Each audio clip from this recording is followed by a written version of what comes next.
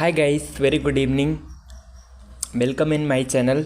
Guys, आज की video में हम डिस्कस करेंगे कि जो एक्वायर्ड इम्यूनो डिफिशिएंसी सिंड्रोम होता है वो क्या होता है।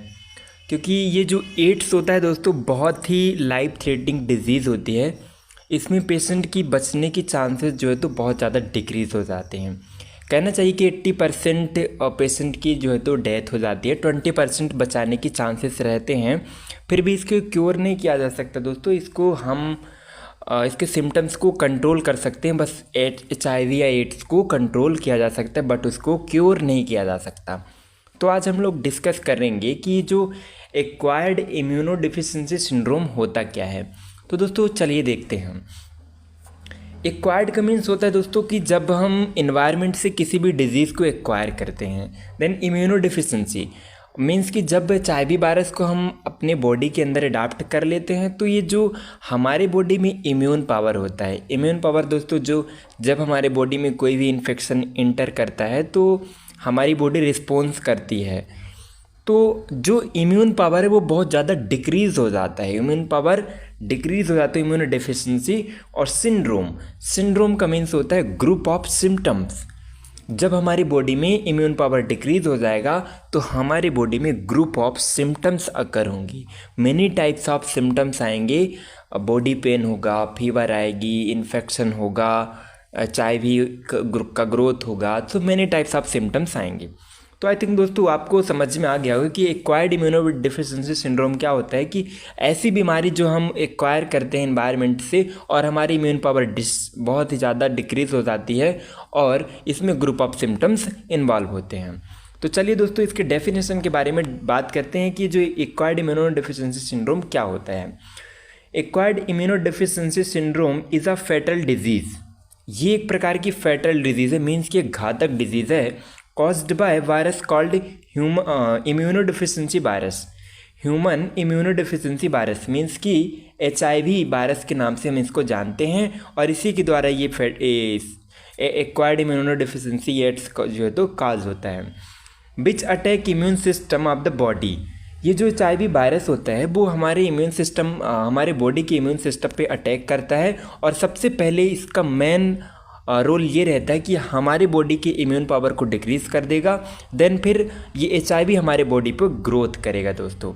देन हम यहाँ पे आप देख सकते हैं ये HIV वायरस है दोस्तों, जो कि हमारे बॉडी में कैसे अपना इफ़ेक्ट फैला रहा है।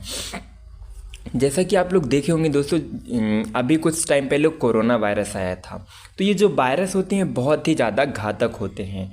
तो ये जो HIV वायरस होता है बहुत ही खतरनाक वायरस होता है, जो कि हमारे बॉडी में बहुत क्रिटिकल कंडीशन कॉज करता है।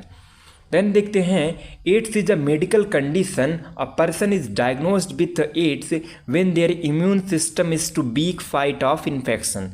मीन्स कि जब किसी पर्सन को पता चल जाता है कि इसको HIV या एड्स है तो दोस्तों उसका इम्यून पावर बहुत ही डिक्रीज हो जाता है। उसका इम्यून पावर इतना वीक हो जाता है कि किसी भी इन्फेक्शन से जो है तो फाइट नहीं कर पाता, किसी भी इन्फेक्शन से फाइट नहीं कर पाता। देन इसके बाद हम ये देखेंगे दोस्तों कि जो इसका ट्रांसमिशन कैसे होता है। मीन्स कि एक दूसरे से ये फैलने वाली बीमारी तो है, बट एक्चुअल में पता होना चाहिए कि ये किस ऐसा इसका जो ट्रांसमिशन का सिस्टम क्या है, कि किस चीज़ों से ये ट्रांसमिट होता है। तो चलिए देखते हैं दोस्तों। तो इसके जो ट्रांसमिशन में है दोस्तों, सबसे पहला ट्रांसमिशन का सिस्टम देखिए। HIV is sexually transmitted disease. Means कि ये जब सेक्सुअल इंटरकोर्स होता है तो ड्यूरिंग क्वाइटस मीन्स कि सेक्सुअल एक्टिविटी, यदि एक इन्फेक्टेड पार्टनर दूसरे पार्टनर के साथ यदि सेक्स करता है तो एक दूसरे में HIV वायरस ट्रांसमिट हो जाता है। ये तो रहा पहला पॉइंट। अब हम देखते हैं पहले पॉइंट के जो नेक्स्ट पॉइंट है, the virus can enter the body through the lining of vagina, penis, rectum और माउथ ड्यूरिंग सेक्स। मीन्स कि ये जो वायरस होता है ये इंटर कर जाता है ड्यूरिंग जो फीमेल की वेजाइना होती है, मेल में पेनिस होता है, रेक्टम होता है, माउथ ड्यूरिंग सेक्सुअल एक्टिविटी में बहुत सारी चीज़ें इन्वॉल्व होती हैं। तो किसी भी रूट से HIV वायरस इंटर कर जाता है और बॉडी में इन्फेक्शन कॉज करता है। ये तो हमारा पहला पॉइंट है दोस्तों कि यदि सेक्सुअल एक्टिविटी में यदि हम इन्फेक्टेड पार्टनर के साथ सेक्सुअल एक्टिविटी करेंगे तो जो है तो एक दूसरे से ट्रांसमिट हो जाता है। देन दूसरा पॉइंट है दोस्तों, HIV spread among injection drug user who share needle or syringe that are contaminated with blood from infected person। Means कि यदि किसी इन्फेक्टेड पर्सन पे हमने एक इंजेक्शन यूज किया और वही इंजेक्शन और नीडल दूसरे पर्सन में यदि यूज़ करेंगे तो जो है तो HIV वायरस जो है तो एक दूसरे में ट्रांसमिट होने के चांसेस बहुत ज़्यादा होते हैं। देन इसके बाद women can transmit HIV to their baby during pregnancy और बर्थ। मीन्स कि यदि किसी वुमेन को प्रेगनेंसी है और उस वुमेन को यदि HIV है, एड्स है, तो उसके बेबी को ऑलरेडी HIV वायरस अफेक्ट करेगा दोस्तों। देन इसके बाद फोर्थ नंबर पे किसिंग टू इन्फेक्टेड पर्सन। यदि किसी भी इन्फेक्टेड पर्सन को कोई नॉर्मल पर्सन यदि किस करता है तो एक दूसरे में ट्रांसमिट हो जाता है दोस्तों। तो ये तो हमने देखा कि HIV की कैसे एक से दूसरे में ट्रांसमिट हो रहा है दोस्तों। अब इसके 3 स्टेज होते हैं दोस्तों, 3-4 स्टेज होते हैं। तो चलिए देखते हैं कि किस स्टेज में कैसे सिम्टम्स आ रहे हैं और कौन सा स्टेज बहुत ख़तरनाक है दोस्तों, क्योंकि ये डिज़ीज़ को पहचान लेना बहुत बड़ी बात होती है दोस्तों। तो पहले स्टेजेस के बारे में बात करने से पहले देख लेते हैं कि जो पहला स्टेज है वो है इंक्यूबेशन फेज। इंक्यूबेशन मीन्स कि उसका ड्यूरेशन क्या कैसा है। This stage is often asymptomatic and normally last 2 to 4 weeks. Means कि जब इसका इंटर होता है, ये जब HIV वायरस बॉडी में इंटर करता है तो असिम्टोमेटिक, इसमें कोई सिम्टम्स तो नहीं होते, नॉर्मली चलेगा कि 2 to 4 वीक जो है तो चलता रहेगा कि नॉर्मल सी फीवर आएगी, ऐसा लगेगा कुछ लेथार्जी फील होगा, वीकनेस लगेगी, ऐसा फील होगा दोस्तों। तो ये पहला फेज़ होता है जिसमें पता नहीं चलता। हम इसके बाद दूसरे फेज़ के बारे में बात करते हैं, एक्यूट HIV इन्फेक्शन। दूसरे फेज में क्या होता है कि in this stage develop in influenza like illness. दोस्तों यहाँ पे क्या नहीं होगा, illness with symptoms such as fever, weight loss, thrust and neurological symptoms. दूसरे फेज में क्या हो रहा है दोस्तों कि इन्फ्लुएंजा लाइक इलनेस मीन्स कि लेथार्जी फील होगा, जैसे इन्फ्लुएंजा वायरस, जैसे कि कोई भी बीमारी हो गई दोस्तों, जैसे कि लेथार्जी फील हो रहा है, वीकनेस लग रही है, डिहाइड्रेटेड लग रहे हैं, तो ये सारे सिम्टम्स शो होते हैं।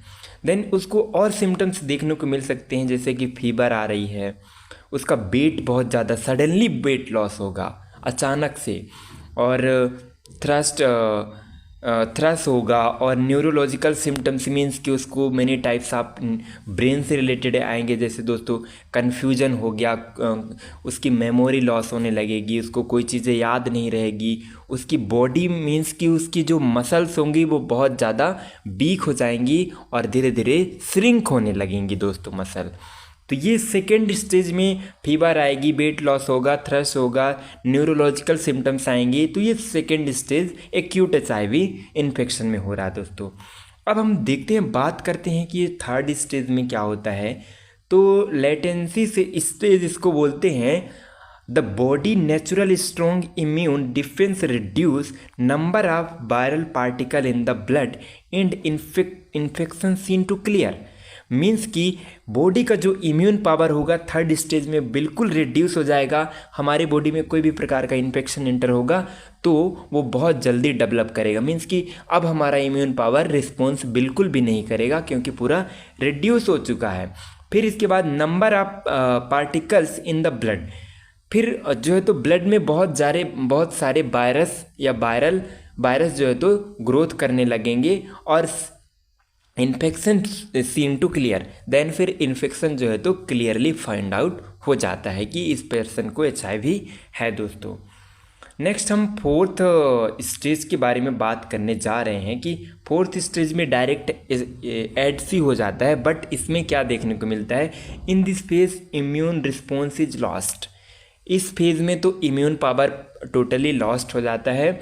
These opportunity infection to occur such as tumours tumour, tuberculosis, pneumonia and these infection that to actually kill the person. Means कि जब इम्यून पावर डिक्रीज हो जाता है तो क्या होता है कि अकर सच मेनी टाइप्स ऑफ सिम्टम्स आते हैं दोस्तों। कैसा? ट्यूमर्स फॉर्म होने लगते हैं, उस पेशेंट को ट्यूबरक्लोसिस हो जाएगा, निमोनिया हो जाएगा, देन इन्फेक्शन, और ये सारे इन्फेक्शन मिलके उस पर्सन की डेथ कर देंगे, किल कर देंगे दोस्तों। जब ये सारी इन्फेक्शन बॉडी में इंटर कर जाएंगी, आप खुद ही सोचिए दोस्तों, यदि किसी की बॉडी में बीमारी बढ़ते जा रही है और वो ठीक नहीं हो रही है तो उस पेशेंट का डेथ होना एकदम कंफर्म हो जाता है दोस्तों। तो ये तो रहा, हमने फेजेस के बारे में बात कर लिया दोस्तों। अब हम इसके बाद बात करते हैं क्लिनिकल मैनिफेस्टेशन। ऐसे कौन कौन से लक्षण दिखाई देंगे जिससे पेशेंट को लगेगा कि HIV वायरस है। तो पहला सिम्टम्स दोस्तों देखने को मिल रहा है यहाँ पे, फीवर देखने को मिलेगा। देन इसके बाद हेडेक, बहुत ज़्यादा हेडेक होगा। Body pain and joint pain बहुत ही ज़्यादा देखने को मिलेगा। टाइटनेस बॉडी में देखने को मिलेगा। सोर थ्रोट, गले में इन्फेक्शन हो जाएगा। जो लिम्फ नोड होते हैं वो स्वेलिंग हो जाएंगी। GI ट्रैक में इन्फेक्शन होगा दोस्तों, देखने को मिलेगा कि इसको डायरिया हो जाएगा। GI ट्रैक में मीन्स कि गैस्ट्रो इंटेस्टाइनल ट्रैक में भी बहुत सारी इन्फेक्शन देखने को मिल जाएंगे दोस्तों। देन 8 नंबर में आता है oral ulcer don't heal easily. Oral में अल्सर हो जाएगा, वो हील ही नहीं होगा, वो ठीक ही नहीं होगा। एंड एनी बुंड, एनी टाइप ऑफ, कहीं भी बुंड हो जाएगा, कहीं भी स्किन इन्फेक्शन हो जाएगा। देन पेशेंट को किसी भी टाइम पे नोजिया, वोमिटिंग फीलिंग आता ही रहेगा। रैपिडली वेट लॉस, उसका वजन बहुत ही जल्दी घट जाएगा दोस्तों, पेशेंट को पता भी नहीं चलेगा। HIV के जो पेशेंट होते हैं दोस्तों वो बहुत छोटे से हो जाते हैं क्योंकि उनकी बोन, मसल्स, ब्लड वेसल्स सारी रिस्पॉन्स करना बंद कर देते हैं। Then swelling in the body की जो थोड़ा बहुत मसल्स होती है उसमें स्वेलिंग आने लगती हैं। देन नाइट स्वेटिंग, पेशेंट को नाइट में स्वेटिंग होगी, बहुत ज़्यादा पसीने आएंगे। और देन 14 नंबर है मेमोरी लॉस, पेशेंट की जो ब्रेन की एक्टिविटी है वो लॉस होने लगेगी। देन डिप्रेशन दोस्तों, पेशेंट जो है तो सोचेगा कि हमें क्या हो गया, हम क्यों ठीक नहीं हो रहे हैं, पेशेंट को बहुत ही ज़्यादा डिप्रेशन कॉज होगा। तो दोस्तों ये ऐसी बीमारी है, इसमें इतने सारे सिम्टम्स आते हैं कि पेशेंट को क्योर करना बहुत ही मुश्किल हो जाता है। तो दोस्तों हमने बात किया एड्स क्या होता है, एड्स कैसे ट्रांसमिट होता है, एड्स के स्टेजेस कौन कौन से थे, और एड्स के क्लिनिकल मैनिफेस्टेशन मीन्स की सिम्टम्स क्या क्या थे। दोस्तों नेक्स्ट वीडियो में हम इसके डायग्नोसिस और ट्रीटमेंट के बारे में बात करेंगे। दोस्तों वीडियो को प्लीज़ लाइक एंड सब्सक्राइब जरूर करें। Thanks for watching.